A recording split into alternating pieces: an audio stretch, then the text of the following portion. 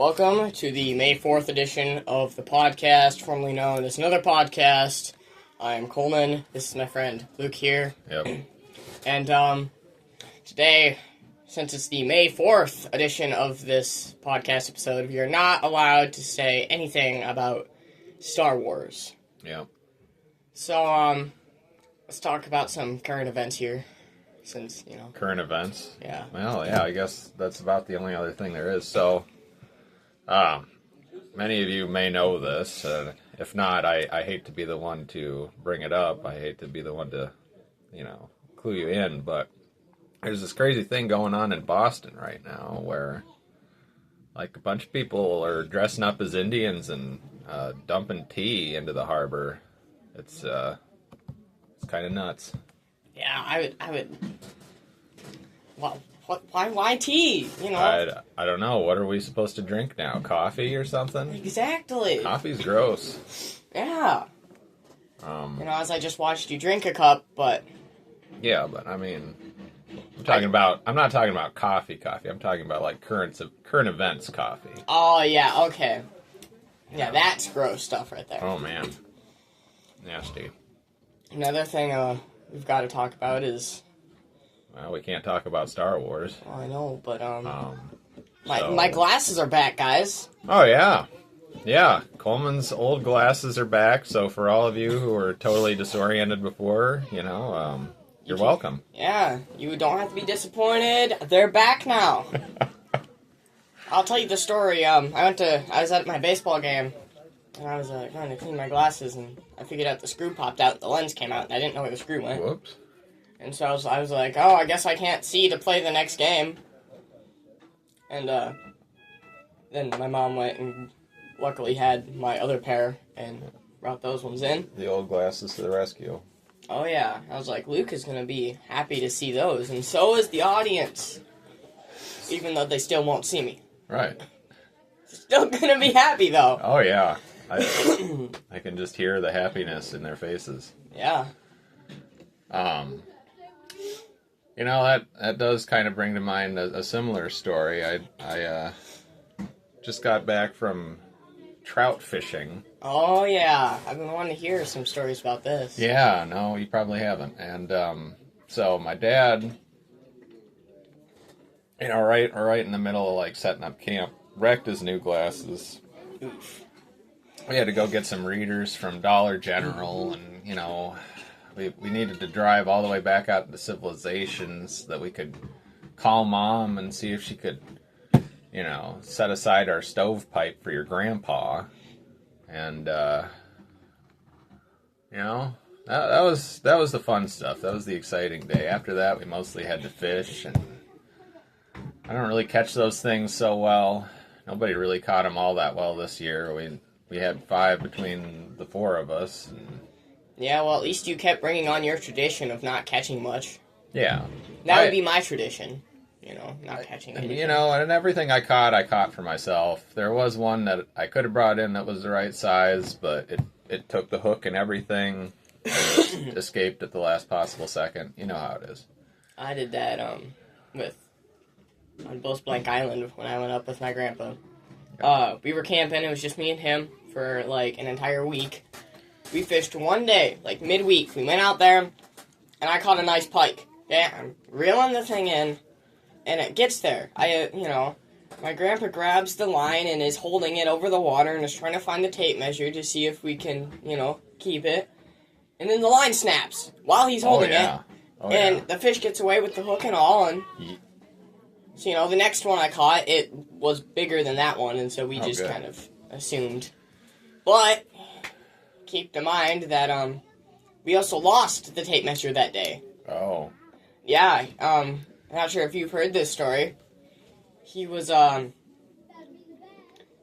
check one of I caught like 3 or 4 pike that day. Could have been the same one, honestly. Sure. I don't know. He went to measure one.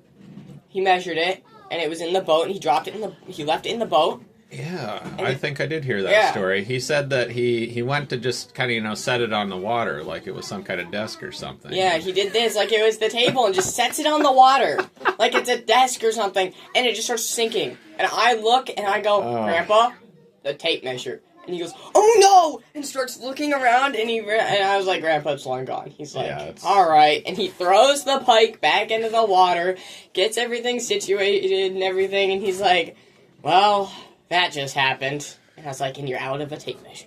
Yeah. So that was a good time there. Yeah.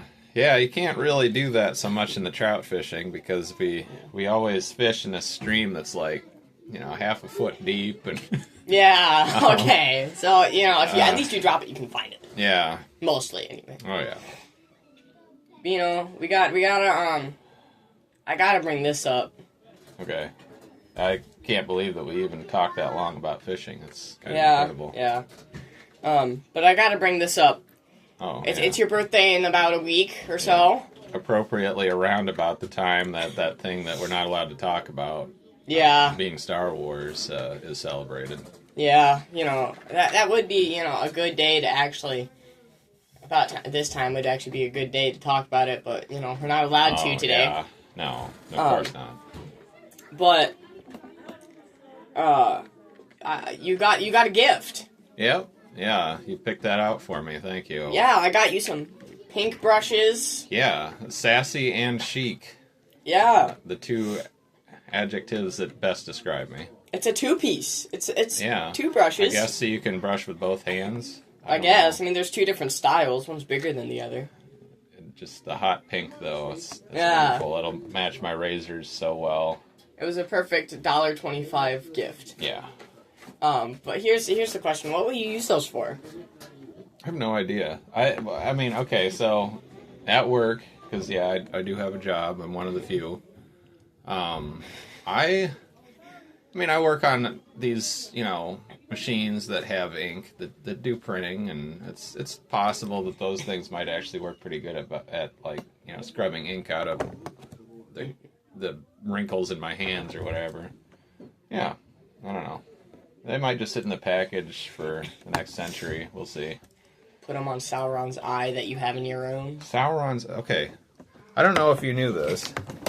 I did have kind of a thing we could almost talk about with Lord of the Rings. I don't know if it's going to go anywhere, but I was just thinking the other day about, so, the ring, right? Yeah. If you're kind of pathetic and whatever, the most the ring can really do for you is turn you invisible. But if you're somebody like Gandalf, who's like already, a beast, ending up with a ring could be, a world-ending problem in and of itself, because it'll just basically turn you evil, and you'll have, like, I think all the power that Sauron had and all that kind of stuff. Yeah. So this is the conundrum. This is what's confusing me. Like, you got people like Gandalf that are afraid to take the ring, or people like Galadriel that would actually really like to have the ring, but she's, I guess, good enough to say, no, sorry, I freaked out there. Anyway, if they ended up with the ring, they would essentially be the new Dark Lord. But what about Sauron? Like, what if he got the ring? Well, no. Obviously, if he gets the ring, it's still game over in the exact same way. Yeah. But the thing is like, the only thing that kept him in existence, I think we're supposed to meant to understand, was the ring. That's what made it possible for him to restore his own essence over the course of like a bazillion years or whatever since the Second Age. So like, if Galadriel or Gandalf or whoever, even Saruman, let's throw him in there, one of those folks took the ring, used it, became the next Dark Lord, would they ever actually be rid of Sauron, or would he just keep regenerating from the ring that they were using? That is a good question. Would like Sauron ever actually, get finished off, or Yeah. what if like would it be like if there's a new Dark Lord, he just disappears and because if the ring was keeping him alive, and say the ring got a new owner or something.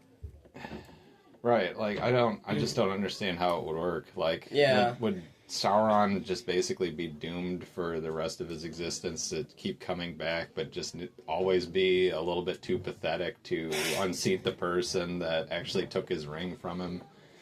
Because, like, that would just kind of suck for him. Yeah, it would. It would. Yeah. If I was a Dark Lord, I would not like that. That's like, That's the kind of the question, like how you were saying, like describing how the ring would do that. That kind of reminds me of like the Elder Wand and how that works. Oh, okay. And, like, Well, Harry Potter. you know that stuff better than I do. But yeah, let's talk about that. What about it? So like the Elder Wand technically won't work as well unless Right. Yeah. I mean, it it'll won't give you just like completely obliterate stuff, but Yeah. it would obliterate it even more if you Yeah. actually had the right to use it. Yes. So is that the same thing with the ring? Probably. Like Sauron had the Probably. right to use it, and so he could just obliterate things. But then, as soon as Frodo or somebody uses it, it just turns them invisible. Right. Well, yeah. So there's a sliding scale of how obliterated you can be with the ring, for sure. I mean, like it seemed very clear that if Galadriel ended up with it, it would be bad because it looked bad enough just with her thinking about it. Mm-hmm. Of course, I mean, part of the thing with the ring is it is quite deceptive. Actually, this brings to mind another interesting question. Like, what if it actually doesn't work as advertised for people like Galadriel and Gandalf? None of them ever took it, so we only have their word that if they took it, they would be like bosses. So what if it just doesn't work for them powerful people? They just turn invisible too. It's like, man! It's like Gandalf puts it in. It's just, man, I'm only invisible. But as soon as the true average Joe in the in the book series or even the movie series puts it on, it's just they have all the power.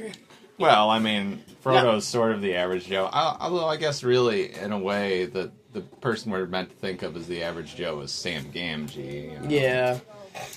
And I honestly, having read the books and everything, I don't remember for sure if he actually used the ring at any point, if he actually had to put it on.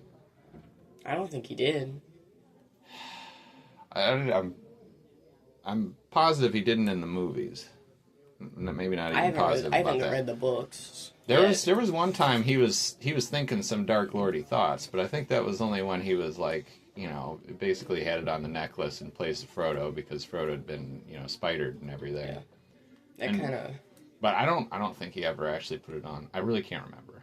I really can't. That's kind of like when you said he has like Dark Lordy thoughts with like it on the necklace. That reminds me when Harry had the Horcrux on the necklace. Yeah, that was. They had to in the book series. They had to like move it to one each Harry. They did that in the movie too. Yeah, they had to take turns so they didn't have too many Dark Lordy thoughts. That's really what it was. Yep, it is. The true reason why they did that was it was like, we just can't have if you get too many Dark Lordy thoughts, we have to change to the person. Right. They left it on Ron too long, and his Dark Lordiness just made him want to say this is stupid, I'm leaving. And yeah, that's the only purpose they changed it was to do that, was to keep it from Dark Lordy thoughts. Yeah, you got to be careful of that. If you wear this for too long, you're gonna get Dark Lordy thoughts. So be careful. Yep. That stupid sword just randomly showing up. If it had just shown up like way earlier, they wouldn't have had to worry about that. But true. A lot of people. Okay, wait. Before we get too far off of that, I do find myself curious suddenly. Like the sword randomly being in the pond, was that the way it was in the book too, or was that just a weird convenience for the movies? It happened in the book. Okay. But it was Snape that put it there. Oh. Snape's Patronus. He used it to, Snape put it there somehow. Well, wait. No. Or was it, no, because Dumbledore gave it to Snape, and then they made a replica of it, and then they took it, and Snape hid it somewhere. Or put it somewhere. Okay, I'm sure I'm deep diving magic a little bit too much, but like, what can Snape have to do with the Sword of Gryffindor? It's he's Slytherin. We've talked about this. This is one of the few things we've already talked about. But you've talked about how he's a good guy, so he was a good guy, and he sent the sword to him to help him. That's what he did, really. Okay, but I don't know. I guess I'm too. I don't know. what house you're in probably doesn't matter as much No, as I it think it doesn't. does. So It doesn't. because I'm It's like just- thinking, oh, it's it just just a- burn his hand or No, even- it's like it's even the be able only to see thing it or is like a something. true Gryffindor can only find like the Gryffindor sword.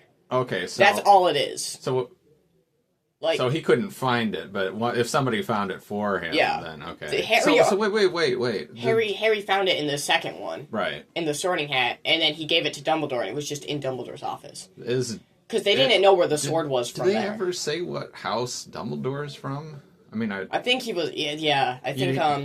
sort of have to assume that he's Gryffindor. Yeah. but I don't think they truly say. If I'm that's correct. wild. I never even thought about that. Yeah. I've thought of that too. I don't think they've truly said. I wonder but- if Mad Eye Moody is a Hufflepuff.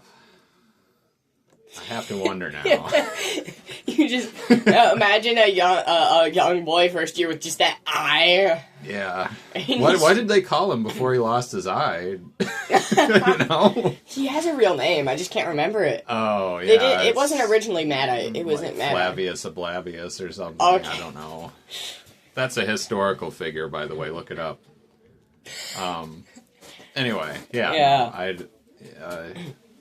Hey, this not having a subject thing, this is actually working out pretty good for us. We've managed to talk a pretty good amount of time without even talking about Star Wars. Yeah, That blows my mind. I've kind of thought of that too. Maybe we should do this more often. Yeah, just like no sure, just subject. wing it and- Yeah, Oh, it's going to be so hit and miss, though. Some of these episodes are going to be absolutely horrible. but there's gonna be those episodes though. Yep. So, now what? All right, what was I gonna say? I don't know. What was I going to ask? We we were were talking off about on all these different. Ablabius or something. Oh yeah, but that's I don't even remember It's- enough to it tell was- you anything about him. It was something about It had loosely to do with the the history of Saint Nicholas and all those. Oh things. yeah, those guys. That Yeah. You got the books right there. Maybe we'll have to have A podcast. come like July or something. We should do a Christmas episode. Christmas in July. Okay, you're right. We can't do it in July. Yeah. How about October? Christmas in October. Yeah. Yeah, let's do All that. right. All right. All We're right. gonna forget that we so- said that, by the way. But oh well. So audience, if we do forget, I guess you're just out of luck. But Yeah. look forward to Christmas in October at some point in October for our podcast. Probably in October. Probably in October. It could be at any time if we actually remember to do it. Right. But here's the question: Oh, okay. have you ever wondered, like, how Voldemort turned into this snake guy? Because what I've always put in was. Oh, you mean when he comes back, he has no nose and all Yeah, that? Okay, like, okay. what I don't I've- know. We haven't already talked about this before? No, we haven't. Okay. Not yet. All right. I mean, you and me have talked about it. but There's not- so many episodes. that Yeah, there's so many. We're So many. We're going to end up repeating ourselves. If I can't remember after the third episode what we've already talked about and what we haven't, that's bad.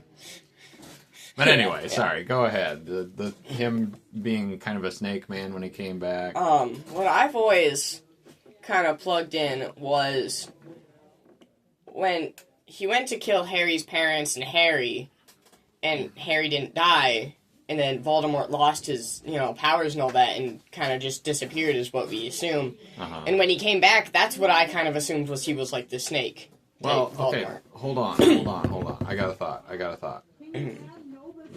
He has to come back essentially from one of his Horcruxes, right? Yeah. Now, I guess I don't even know how that works exactly. It doesn't consume a Horcrux in the process, does it? Like, what do you mean? Well, like, so... okay, I don't know. Think of a video game where you've got multiple lives. Obviously, Okay. once you regenerate, one of those lives gets subtracted. Yeah. So when he regenerates from a Horcrux, does that wipe out the Horcrux? No. Okay. So, what maybe he's snakish because what he came back from, essentially, was his snake, which is one of his Horcruxes. That makes sense. Yeah. Um, I guess. I mean, It would makes that sen- mean that he would take on Locket characteristics if he had yeah. He just regenerated from his he Locket? just has like an Iron Man thing with just a locket on his chest. just, I'm Lord Voldemort. And he just has a locket. And he has, like, a chain on his back, and... Sure, of course, yeah.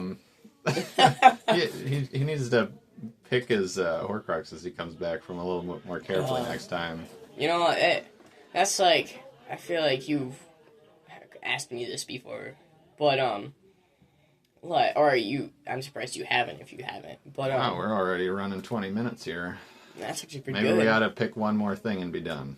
Yeah, that's what I'm doing here. Okay.